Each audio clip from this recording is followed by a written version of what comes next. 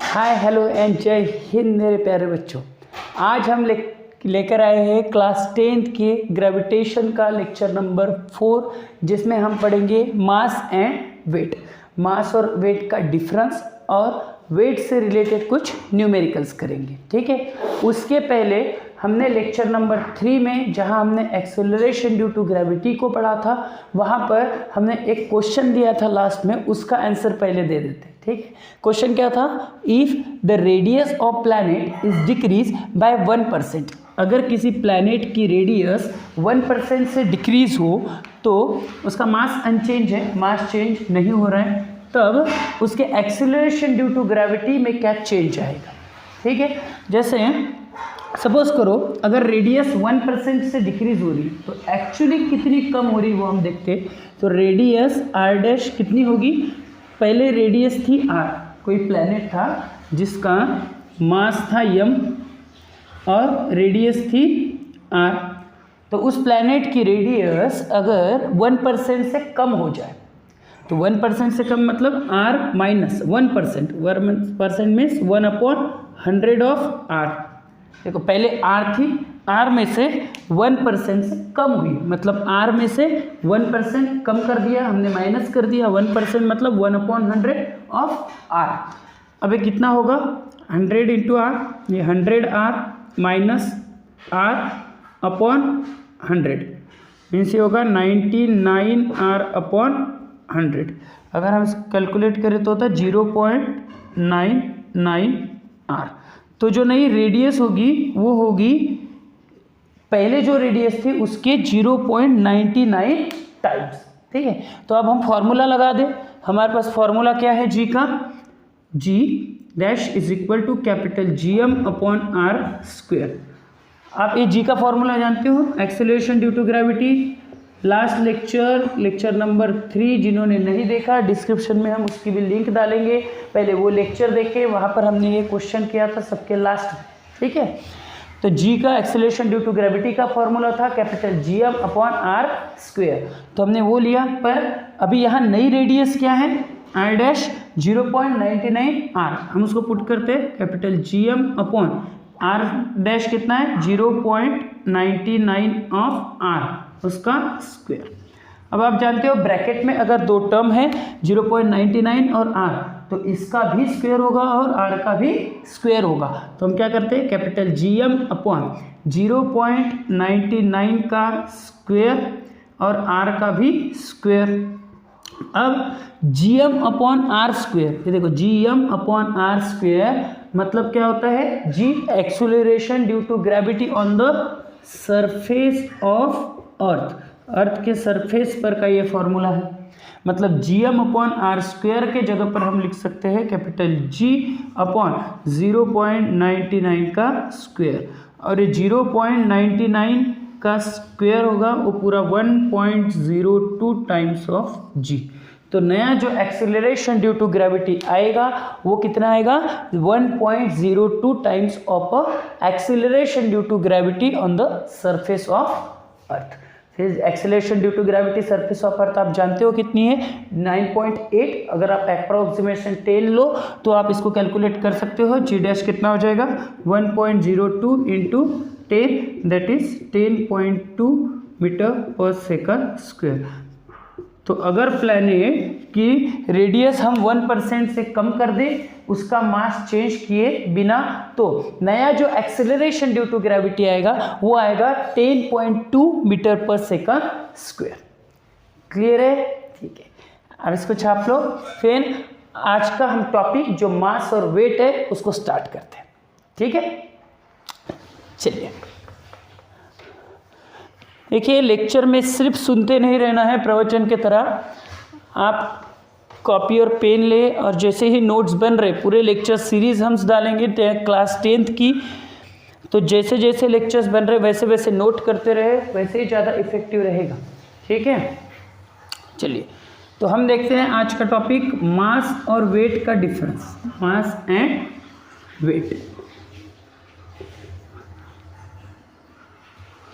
सबसे पहली बात, आपसे जब कोई ऐसा पूछता है कि वेट मतलब क्या है, या फिर आप कहीं हॉस्पिटल वगैरह में जाते हो, वहाँ पर कोई बैलेंस रहता है, उसके ऊपर खड़े होकर आप आपका वेट मेज़र करते हो, वह एक्चुअली में वेट न होकर वो मास है।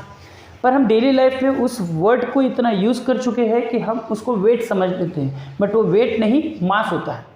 तो हम आज डिफरेंस देखने वाले हैं मास और वेट का क्या है। फर्स्ट पॉइंट है मास क्या है। मास मतलब है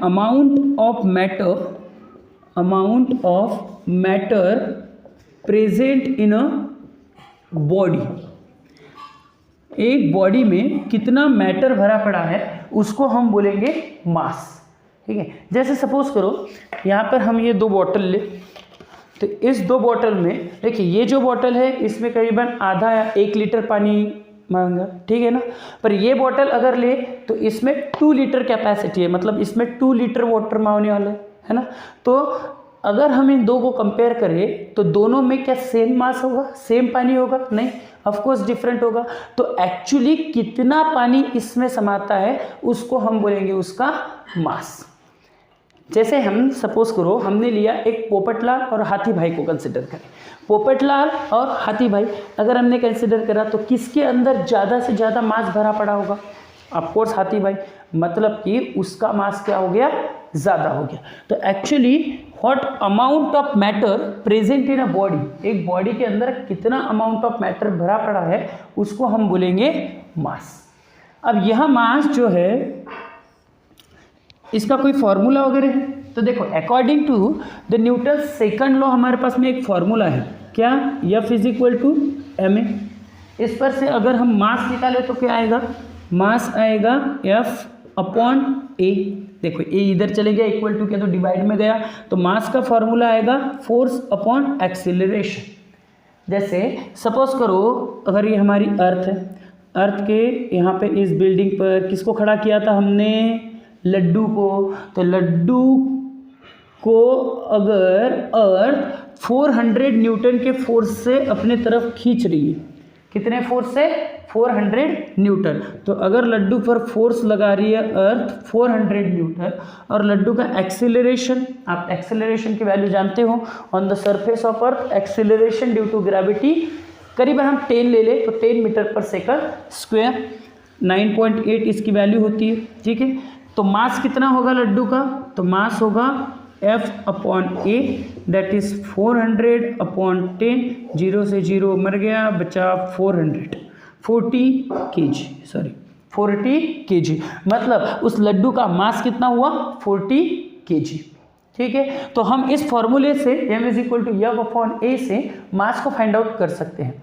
दूसरा, मास और इनर्शिया में कोई रिलेशन है क्या? तो ऑफ कोर्स मास और इनर्शिया में डायरेक्ट रिलेशन है। चलो देखो कैसा है। सपोज करो आप ना 2 बॉल कंसिडर करते हैं, एक बॉल है जिसका मास है स्मॉल है और दूसरा बिग बॉल जिसका मास है, चलो हम इसका m2 लेते हैं, इसका m1 लेते हैं, इसका m2 लेते हैं। तो इसका मास है m1, एक बड़ा सा बॉल है जिसका मास है m2। ऑफ कोर्स इसमें मैटर ज़्यादा भरा पड़ा है, मतलब इसका मास ज़्यादा है। अगर हम इसको सेम फोर्स लगाए F, सेम फोर्स मैंने लगाया, ऐसा एक बॉल था उसको मैंने ऐसे धक्का दिया, जैसे धक्का दिया ये बॉल ऐसे एक्सेलरेट होकर आगे बढ़ेगा, तो इसका एक्सेलरेशन होकर आगे बढ़ेगा। सपोज करो मैं अगर आपसे ये पूछ लूँ कि इस पे एक्सेलरेशन कितना होगा इस बॉल का, तो इस बॉल का एक्सेलरेशन आप बोलोगे सर a1 = F/m1। यहाँ पे अगर a इधर चले गया तो m इधर आ गया ना, तो a1 = force upon mass m1। यहाँ पर एक्सेलरेशन कितना होगा? तो आप बोलेंगे सर F/m2। क्यों? फोर्स तो सेम है, यहाँ पर भी F, यहाँ पर भी F, पर मास इसका m1 है तो m1 लिया, m2 इसका मास है तो इसका m2 लिया। अब मुझे एक बात बताओ कि इसका मास अगर छोटा है तो एक्सेलरेशन क्या होगा? क्या आपको ऐसे दिख रहा है कि एक्सेलरेशन और मास इनवर्स रिलेशन में है? इसका मतलब अगर मास छोटा है, मास कम है तो एक्सेलरेशन ज़्यादा होगा, और मास अगर ज़्यादा है तो एक्सेलरेशन कम होगा। इसका मतलब जब ये छोटा बॉल जिसका मास कम है उसको हम सेम फोर्स लगाएंगे तो वो ज़्यादा फास्ट एक्सेलरेशन होके आगे बढ़ेगा। ज़्यादा फास्ट क्यों कर रहे हैं हम? कि एक्सेलरेशन ज़्यादा है मतलब स्पीड में चेंज ज़्यादा है। यहाँ पर मास बड़ा सा है और वो इतना ही फोर्स अगर हम लगाएंगे तो आपको ये अंदाज़ा है, आप ये फील ले सकते हो कि वो बहुत स्लोली आगे बढ़ेगा। अगर मास ज़्यादा है तो सेम फोर्स लगाया तो क्यों? क्योंकि उसका एक्सीलरेशन कम होगा जब मास बड़ा होगा। अब मुझे एक बात बताओ, एक्सीलरेशन ज़्यादा है इसका मतलब उसको जो रेजिस्ट कर रहा है वो कम है, और एक्सीलरेशन कम है मतलब उसकी स्पीड में, गति में चेंज जो है, उसके मोशन में, वेलोसिटी में जो चेंज है वो कम हो रहा है। एक्सीलरेशन कम है मतलब उसको जो रेजिस्ट कर रहा है वो चीज़ कम है। तो जो रेजिस्ट उसको कर रहा है, जो उसको रोक रहा है, उसके स्पीड को जो कम कर रहा है, उसी को हम इनर्शिया कहते हैं। ठीक है, इसका मतलब क्या होगा कि सर इसका एक्सीलरेशन ज़्यादा है मतलब वेलोसिटी में चेंज कम है, मतलब उसको रेजिस्टेंस कम लग रहा है, मतलब उसका इनर्शिया कम है। मतलब अगर बॉडी का मास कम होता है तो इनर्शिया भी कम होगा, और मास अगर ज़्यादा होता है तो इनर्शिया भी ज़्यादा होगा। इतना क्लियर है? मतलब कि अगर आपको कितना अमाउंट ऑफ मैटर भरा पड़ा है किसी बॉडी में ये फाइंड आउट करना है तो फोर्स अपॉन एक्सीलरेशन से हम मास कितना है बॉडी का वो निकाल सकते हैं। मास का और इनर्शिया का एक डायरेक्ट रिलेशन होता है, अगर मास ज़्यादा तो इनर्शिया ज़्यादा, अगर मास कम तो इनर्शिया कम। यहाँ तक क्लियर है? देन फिर वेट क्या होता है? वेट होता है the gravitational force exerted by the earth on a body। किसी बॉडी के ऊपर अर्थ कितना ग्रेविटेशनल फोर्स एग्जर्ट कर रही है उसको वेट बोलते हैं। मतलब ये जो लड्डू है जो यहाँ पर बिल्डिंग पे खड़ा था, उसके ऊपर अर्थ कितना ग्रेविटेशनल फोर्स लगा रही है, उसको अर्थ कितने फोर्स से नीचे अपने तरफ खींच रही है, उसको हम बोलेंगे उसका वेट। मतलब कि वेट जो होता है वो होता है gravitational force exerted by the earth.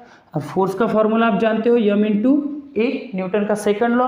और पर अर्थ के ग्रेविटेशन के इसमें हम ए की वैल्यू क्या लेते हैं? जी, एक्सेलरेशन ड्यू टू ग्रेविटी, तो हम ए ना लेके वहां लेंगे जी। मतलब वेट का फॉर्मूला होगा m इंटू जी। अगर आपको किसी बॉडी का मास पता है, समझ लो इसी लड्डू का मास कितना था 40 kg, तो 40 kg मास है, उस पर एक्सेलरेशन ड्यू टू ग्रेविटी लग रहा है 10 मीटर पर सेकंड स्क्वायर, तो उसका वेट कितना होगा? जितना फोर्स अर्थ उसके ऊपर लगा रही होगी, जितने फोर्स से अर्थ उसको अपनी तरफ खींच रही होगी, वही उसका वेट होगा। तो हमारे पास फॉर्मूला क्या है? वेट मतलब mg, मास कितना 40 और g की value 10, that will be the 400 Newton. मतलब वेट कितना लग रहा है लड्डू पर? 400 न्यूटन। म्हणजे अर्थ लड्डू को कितने फोर्स से खींच रही है? 400 न्यूटन से अपनी तरफ खींच रही है। इतना क्लियर है? अब सेकंड पॉइंट, मास जो है उसको डिनोट करते हैं, mass is denoted by letter m। Mass को हम m लेटर से इंडिकेट करते हैं, ठीक है। और वेट को, weight is indicated by, weight is denoted by letter w। Weight को w लेटर से इंडिकेट करते हैं और मास को हम m इस लेटर से इंडिकेट करते हैं। मास कैसी क्वांटिटी है? Mass is a scalar quantity, scalar quantity. और वेट कैसी है? Weight is a vector quantity. अब बोलेंगे सर ये स्केलर वेक्टर कुछ जम नहीं रहा है, स्केलर वेक्टर क्या चीज़ है सर? तो स्केलर और वेक्टर का एक सेपरेट वीडियो हम बनाएंगे क्योंकि एक ब्रॉड कंसेप्ट है। बट अभी के लिए आप सिर्फ इतना ध्यान रखना, स्केलर क्वांटिटी का मतलब होता है जिसको सिर्फ मैग्नीट्यूड हो और डायरेक्शन ना हो। मैग्नीट्यूड हो मतलब डायरेक्शन ना हो। मतलब क्या सर? मैग्नीट्यूड मतलब सिर्फ न्यूमेरिकल वैल्यू और यूनिट, इतना ही काफ़ी हो उसको डिफाइन करने के लिए। और वेक्टर मतलब मैग्नीट्यूड को साथ साथ उसको डिफाइन करने के लिए डायरेक्शन की भी ज़रूरत होनी चाहिए, मतलब उसको डायरेक्शन होता है। आप अभी तक ये कंसिडर करो। स्केलर क्वांटिटी, जैसे आप समझ लो किसी शॉप में गए और शॉप में आपने बोला सर मुझे ना 2 kg शक्कर चाहिए, 2 किलो शक्कर चाहिए। अब 2 किलो शक्कर चाहिए तो क्या आप उसको डायरेक्शन बताते हो? डायरेक्शन बताए बिना भी 2 किलो शक्कर आ सकती है। आपने अगर दुकानदार को कहा कि 2 किलो मुझे शक्कर दे दो, आपने बिना डायरेक्शन बताए भी वो 2 किलो आपको तोल के दे देगा, आपका काम बन सकता है। मतलब डायरेक्शन की आवश्यकता आपको नहीं पड़ी। बट जब आप वेट बताते हो तो वेक्टर क्वांटिटी है। क्यों? क्योंकि उसको डायरेक्शन होता है। हमने क्या कहा? वेट मतलब होता है कि कितना ग्रेविटेशनल फोर्स उसके ऊपर लगा रही है अर्थ उसको कितने ग्रेविटेशनल फोर्स से अपने तरफ खींच रही है, उसी को वेट कहते हैं। तो एक्चुअली अर्थ का ग्रेविटेशनल फोर्स की डायरेक्शन क्या होती है? Towards the centre of the earth. तो उसको डायरेक्शन हुई ना वेट को, क्योंकि ग्रेविटेशनल फोर्स की डायरेक्शन है towards the centre of the earth. Laddu अगर ऐसे यहाँ होता तो इसको ग्रेविटेशनल फोर्स किधर लगता? Towards the centre of the earth. तो वेट को डायरेक्शन है इसीलिए वो वेक्टर क्वांटिटी है, और मास को डायरेक्शन नहीं है इसीलिए वो स्केलर क्वांटिटी है। देन अगेन यूनिट की बात की जाए तो it's SI unit is kg और CGS क्या है? CGS यूनिट है ग्राम, और वेट में इट्स SI यूनिट इज, अब ये अगर फोर्स है, वेट मतलब क्या है? Gravitational force. अब फोर्स है तो फोर्स का यूनिट लगेगा, तो इसका SI यूनिट क्या होगा? न्यूटन, और CGS यूनिट होगा डाइन। डायन नहीं, डाइन। ठीक है। तो अब अगर समझो सर न्यूमेरिकल आया और न्यूमेरिकल में हमको कन्वर्शन करना पड़ा SI से CGS, तो फिर क्या करें? तो बेटा kg को अगर आपको ग्राम में कन्वर्ट करना हो, kg को अगर ग्राम में कन्वर्ट करना हो तो जो क्वांटिटी दी है उसको 1000 से मल्टीप्लाई करते हैं, और ग्राम को अगर kg में कन्वर्ट करना हो तो जो क्वांटिटी है उसको 1000 से डिवाइड करते हैं। सर इधर का कन्वर्शन, अगर बेटा फोर्स न्यूटन में दिया हो और आपको डाइन में लगना है तो 1 न्यूटन मीन्स होता है 10⁵ डाइन। मतलब अगर न्यूटन को डाइन में कन्वर्ट करना हो तो 10⁵ से मल्टीप्लाई करोगे, और डाइन को अगर न्यूटन में कन्वर्ट करना हो तो 10⁵ से डिवाइड करोगे। मतलब 1 न्यूटन 1,00,000 डायन के बराबर होता है। ठीक है, देखिए इसके SI यूनिट है kg और CGS यूनिट है ग्राम। वेट की SI यूनिट है न्यूटन और CGS यूनिट है डाइन। यहाँ तक क्लियर है? आगे 5th पॉइंट, मास ये किसी भी प्लेस बाय प्लेस चेंज नहीं होता। इन शॉर्ट मास कभी भी कहीं भी चेंज नहीं होता। जब हम 2nd या 3rd चैप्टर देखेंगे केमिकल रिएक्शन, तो इवन दो केमिकल रिएक्शन होने के बाद में भी मास चेंज नहीं होता। जितना मास रिएक्टेंट साइड में होता है उतना ही मास प्रोडक्ट साइड में होता है। इसका मतलब क्या? मास कभी भी कहीं भी चेंज नहीं होता। मास is a constant everywhere. Mass is a constant everywhere. वो कभी भी कहीं भी चेंज नहीं होता, वो हमेशा कांस्टेंट होता है। जैसे लड्डू का मास 40 kg था, तो अर्थ के सरफेस पर भी उसका मास 40 ही kg रहेगा। अगर हम इस लड्डू को 2r डिस्टेंस पर लेकर जाए तो भी उसका मास 40 kg रहेगा। अगर ज़मीन के अंदर, अर्थ के अंदर हम एक टनल बनाए, उसके अंदर लड्डू को डाल दें तो भी उसका मास 40 kg रहेगा। Even though to the centre of the earth भी उसका मास 40 kg ही रहेगा। अगर मैं उस लड्डू को किसी प्लैनेट पर लेके जाऊँ, मून पर लेके जाऊँ, किसी दूसरे प्लैनेट पर लेके जाऊँ, तो भी उसका मास 40 kg ही रहेगा। मास कभी भी कहीं भी चेंज नहीं होता। बट उसी जगह जो वेट होता है, it can be change by place to place. ये प्लेस टू प्लेस चेंज हो सकता है। अब ऐसे क्यों सर? बेटा वेट जो है वो ग्रेविटेशनल फोर्स है और वो डिपेंड करता है मास पे और एक्सेलरेशन ड्यू टू ग्रेविटी के वैल्यू पे। तो मास तो कभी भी चेंज नहीं होने वाला, बट जी की वैल्यू चेंज होती थी। इसके पहले के लेक्चर में, लेक्चर नंबर 3 में हमने एक्सेलरेशन ड्यू टू ग्रेविटी की वैल्यू निकाली है जब हम अर्थ के सरफेस को चेंज करते हैं तब, जब हम अर्थ से कुछ हाइट पर ऊपर जाते हैं तो हाइट के साथ में जी की वैल्यू चेंज होती हुई हमने निकाली थी कि जब हाइट के ऊपर जाएंगे तो जी की वैल्यू कम होते जाएगी।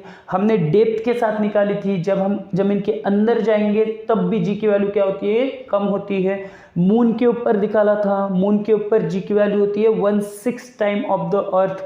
मतलब जी की वैल्यू अगर चेंज हुई तो वेट में भी चेंज आएगा। यहां तक क्लियर है सबको? ठीक है, अब हम वेट के कुछ न्यूमेरिकल्स करते हैं, ठीक है, जिससे आपको एकदम क्लैरिटी आएगी। ठीक है, ये आप एकदम निकाल ले, ये पॉइंट्स ना भूलें कि मास एक्सेलरेशन और का रिलेशन क्या है। मास अगर कम हुआ तो एक्सेलरेशन भी कम होगा, और मास अगर ज़्यादा हुआ तो मास अगर कम हुआ तो इनर्शिया भी कम होगा, और मास अगर ज़्यादा हुआ तो इनर्शिया भी ज़्यादा होगा। ठीक है, क्लियर है सभी को?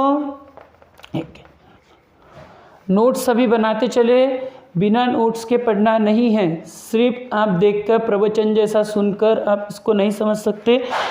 नोट्स बनाओ और अच्छी पढ़ाई करते रहे।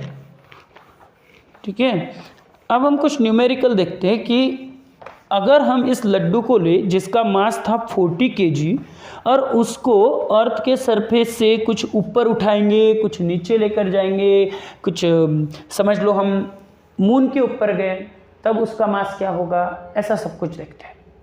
उसका वेट क्या होगा, ऐसा सब कुछ देखते हैं। तो सबसे पहला क्वेश्चन कि if the laddu is stand at a height of 2r distance, at the height of 2r distance from the surface of earth।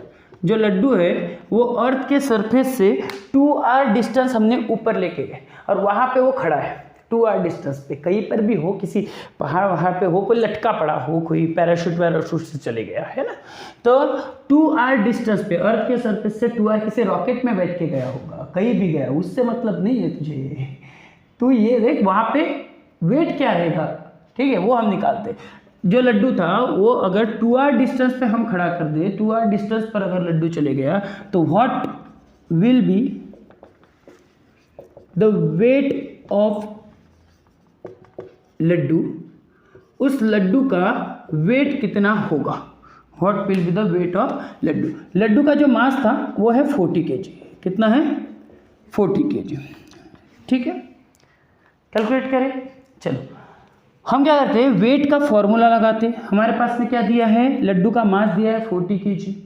ठीक है, तो वेट का फॉर्मूला हमारे पास क्या था, m इंटू जी। पर रखो ये जी कहाँ है, जी सरफेस ऑफ अर्थ पे है क्या, नहीं, जी है, ये अर्थ है हमारी, ये है r डिस्टेंस, और यहाँ से 2r डिस्टेंस पर लड्डू खड़ा है, यहाँ पर खड़ा है। यहाँ पर g की वैल्यू क्या होगी वो पहले मुझे कैलकुलेट करना पड़ेगा। मास तो कांस्टेंट रहता है हर जगह, सरफेस पर 40 kg है तो 2r डिस्टेंस पर भी 40 kg ही होगा, तो वहाँ पर तो मास तो कांस्टेंट है, पर g की वैल्यू चेंज, पहले हम उसको कैलकुलेट कर ले कि वहाँ पर g कितना होगा। ठीक है, तो g का फॉर्मूला क्या था हमारा, gm/r²। तो कैपिटल Gm अपॉन r कितना है, 2r डिस्टेंस पे था तो r हो गया 2r का स्क्वायर, मतलब कैपिटल Gm/2 का स्क्वायर 4r², और Gm/r² की वैल्यू क्या है, Gm/r² मतलब small g is equal to Gm/r², जिसकी वैल्यू थी 9.8 मीटर पर सेकंड स्क्वायर अप्रोक्सीमेट। अभी हम न्यूमेरिकल के लिए लेंगे 10 मीटर पर सेकंड स्क्वायर। अगर हम Gm/r² की वैल्यू ले 10 डिवाइड बाय 4 तो कितना हुआ,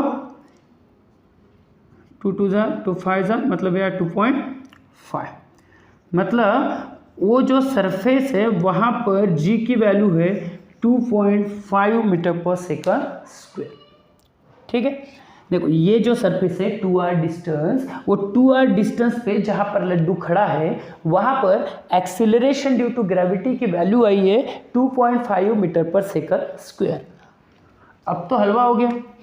मास कितना 40 kg, वहाँ पर g की वैल्यू कितनी आई थी 2.5 मीटर पर सेकंड स्क्वायर।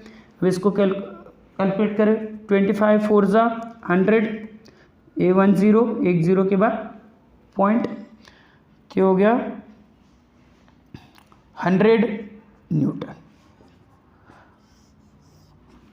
तो लड्डू का जो वेट होगा, लड्डू का जो वेट होगा कहाँ पर 2r डिस्टेंस पर, वो कितना होगा 100 न्यूटन।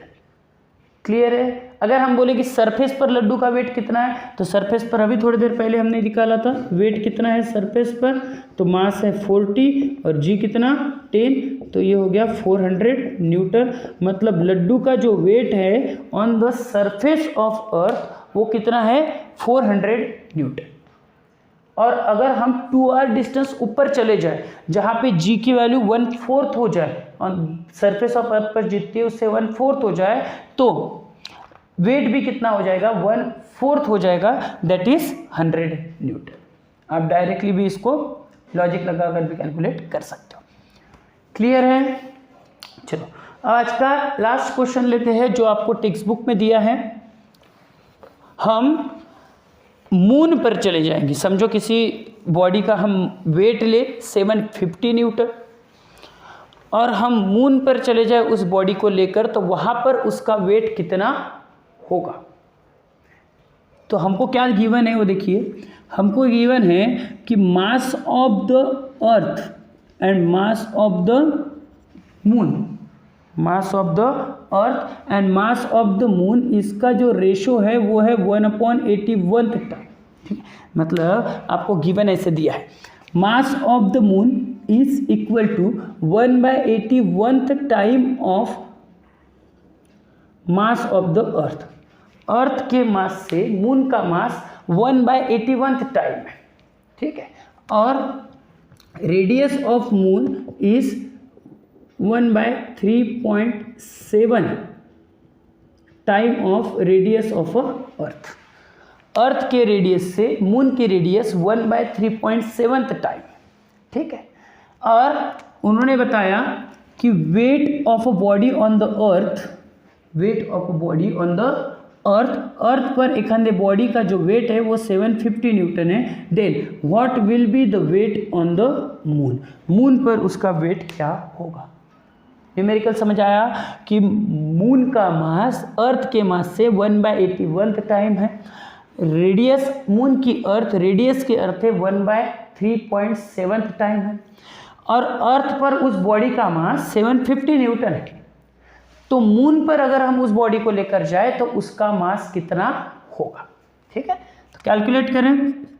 देखिए पहले हम इसका रेशो निकाल लेते हैं। मास ऑफ मून कितना बताया है 1/81 time of mass of earth. अगर हम इसको इधर डिवाइड में ले तो mass of moon upon mass of earth कितना आया 1/81। ऐसा ही हम रेडियस का करते हैं, तो रेडियस ऑफ मून है 1/3.7 टाइम ऑफ रेडियस ऑफ अर्थ। अगर हम इसको इधर लेकर आए तो radius of moon upon radius of अर्थ का रेशो होगा 1/3.7 टाइम। ठीक है, अगर हम इसको रेसिप्रोकल करें, रेडियस ऑफ अर्थ और रेडियस ऑफ मून का रेशो होगा तो 3.7 डिवाइड बाय 1 मतलब 3.7।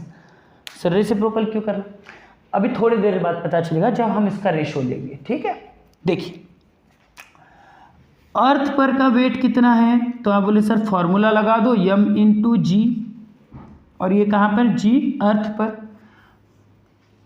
वेट मून पर कितना है, तो आप बोले सर लगा दो फॉर्मूला m/g पर। यहाँ पर g की वैल्यू कहाँ पर की, मून पर की। सर मास को क्यों नहीं लगाया, बेटा अब भी बताया mass is a constant everywhere. Mass earth पर और मून पर मास सेम रहेगा, मास कभी भी कहीं भी चेंज नहीं होता।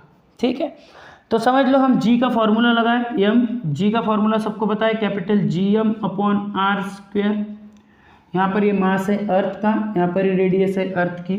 यहाँ पर मून का फॉर्मूला, मून पर वेट कितना है, तो कैपिटल GM का वैल्यू कैपिटल GM/r²। ये मास है किसका, मून का, और रेडियस है मून की। इसको हम इक्वेशन नंबर 2 देते हैं, इसको हम देते हैं इक्वेशन नंबर 1। अगर हम इक्वेशन 2 को इक्वेशन 1 से डिवाइड करते हैं, ठीक है, तो divide the equation 2 by equation 1। Equation 2 को अगर हम इक्वेशन 1 से डिवाइड करते हैं तो क्या होगा, weight on moon upon weight on earth is equal to, इसका राइट साइड देखिए, यम कैपिटल GM/r², ये है मून का, अपॉन नीचे क्या, यम कैपिटल GM/r², और ये किसका है, अर्थ का। क्या मैथमेटिक्स में आपने कभी ये पढ़ा है, जैसे A/B/C/D, अगर ऐसा हो तो हम इसको कैसे लेते हैं, A/B, और जो नीचे C/D है, ये अगर मल्टीप्लाई में हो तो इसका रेसिप्रोकल हो जाता है, D चले जाएगा ऊपर और C आ जाएगा नीचे। तो हम यहाँ पे भी ऐसा कर सकते हैं, देखो A/B/C/D, तो इसको ऐसे लिख सकते हैं, MGM/r² इंटू, इसको रेसिप्रोकल करें तो RE किधर चल जाएगा, ऊपर, और नीचे क्या होगा, mg and mass of the अर्थ। कोई क्वांटिटी है जो कट हो रही है, देखो मास से मास मर गया, G से G मर गया, ठीक है, बचा क्या, देखिए इधर क्या है, weight of moon upon weight of earth, मतलब मून पर उस बॉडी का वेट क्या है और अर्थ पर उस बॉडी का वेट क्या है, उसका रेशो इज इक्वल टू, यहाँ पे क्या आया, देखो मास ऑफ मून ऊपर है, नीचे मास ऑफ द अर्थ है, तो मैं इसके नीचे ये ले लूँ, ठीक है, तो mass of moon and mass on earth, earth पर और मून पर उस बॉडी का मास क्या है, इनटू, यहाँ पे देखो रेडियस ऑफ अर्थ उसका स्क्वायर और रेडियस ऑफ मून उसका स्क्वायर, तो हम ऐसे ले radius of earth and radius of moon इसका स्क्वायर, ठीक है। यहाँ पर देखो radius of earth upon radius of moon हमने क्यों निकाला था, क्योंकि इसका रेशो ऐसा आने वाला था, ये हमको पता है, ठीक है। अब वैल्यू पुटअप करते हैं, वेट ऑन मून हमको कैलकुलेट करना है, तो mass of moon upon mass of earth, इसका रेशो कितना है, 1/81, तो इसके जगह हम लिखेंगे 1/81 into radius of earth and radius of moon का रेशियो है 3.7, और उसका स्क्वायर है तो 3.7 का भी स्क्वायर होगा, एंड इनटू ये वेट ऑन अर्थ डिवाइड में इधर गया तो वेट ऑफ अर्थ, जो कि कितना है, वेट ऑफ अर्थ कितना बताया, 750 न्यूटन, तो हम इसको लेते हैं 750 newton. Weight on a moon is equal to, ये होगा 1/81 इंटू 3.7 का स्क्वायर इंटू 750। अगर हम इसको पूरा कैलकुलेट करें 1/81 इंटू 3.7 का स्क्वायर मतलब 3.7 इंटू 3.7, 4 7 3 21 22 23 24 25, ये 0 7 3 21 1 7 2 3 3 9 10 11, ये हो गया 9 6 ये 3 1 और 2 घर के बाद पॉइंट, मतलब हो गया 13.69 इंटू 750। आप इसको पूरा अगर कैलकुलेट करें ये आता है करीबन 126.8 न्यूटन। मतलब जिस बॉडी का मास अर्थ के सरफेस पर 750 न्यूटन था वो मास मून के सरफेस पर 126.8 न्यूटन है। ठीक है, आप इसको कैलकुलेशन कर सकते हैं, ठीक है, कर लेना। अब देखिए आप अगर ऐसा कंपेयर करें कि यार अर्थ पर जिसका वेट 750 न्यूटन है उसका मून पर वेट है 126.8 न्यूटन, एक कितने से कम है। आप देखो 750 को अगर आप 6 से डिवाइड करें, देखो 6 1 जा 6, यह आ गया 150, 6 2 जा 12, 3 30, 6 5 जा 30, म्हणजे 125। म्हणजे अगर 750 का 16 करें तो 125 आता है, मतलब नियर अबाउट थोड़ा सेम है। मतलब कि जो मून पर बंदे का वेट रहेगा या हम किसी का भी, हमारे में से किसी का भी वेट अगर मून पर जानना हो कितना है तो वो 1/6 टाइम होता है वेट ऑन अर्थ। अर्थ पर जितना भी हमारा वेट है उससे 1/6 टाइम होगा हमारा वेट मून पर। समझ लो आपका मास है 60 kg, आप अपना अपना कैलकुलेशंस करना अपने हाथ, ठीक है। समझ लो मेरा मास है 70 kg, ठीक है। तो मेरा मास अगर 70 kg है, मेरा मास अगर 70 kg है तो इसका मतलब वेट कितना होगा मेरा अर्थ के सरफेस पर। तो बोले सर यम इंटू जी, मास कितना है 70 kg, जी की वैल्यू 10, मतलब हो गया 700 न्यूटन, ठीक है। तो अर्थ पर मेरा वेट होगा 700 न्यूटन। तो मैं अगर मून के सरफेस पर चले जाऊं तो वहां पर मेरा वेट कितना होने वाला है। मास तो चेंज होता नहीं, जी की वैल्यू मून के सरफेस पर अर्थ के सरफेस से 1/6 टाइम होती है, तो वेट भी कितना होगा 1/6 टाइम जो हमारा आया है। तो अर्थ के सरफेस पर अगर 700 न्यूटन, तो मैं अगर मून के सरफेस पर चले जाऊं तो सुमेर सर का वेट कितना होगा 700 डिवाइड बाय 6, तो ये होगा 6 1 जा 6 110, 6 1 जा 6 440, 6 6 जा 36 46 67, मतलब 116.67 न्यूटन। मतलब मेरा वेट कितना होगा मून के सरफेस पर 116.67 न्यूटन। मास चेंज नहीं हो रहा है, मास मेरा 70 kg ही होगा, बट सिर्फ वेट चेंज हो रहा है। क्यों?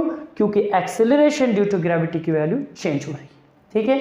तो आप अपना अपना मास आप सब जानते हो, तो आपका मून पर और अर्थ पर क्या वेट होता है ये निकाल कर कमेंट बॉक्स में लिखें, और जितने भी नोट्स बन रहे हैं सबको रिवाइज करते रहे। हम कोशिश करेंगे कि सारे लेक्चर्स जल्दी जल्दी अपलोड करें। इसके बाद में हम क्लास 11th का भी लेक्चर सीरीज स्टार्ट करना है। Okay, thank you so much, पढ़ाई करते रहे, ठीक है।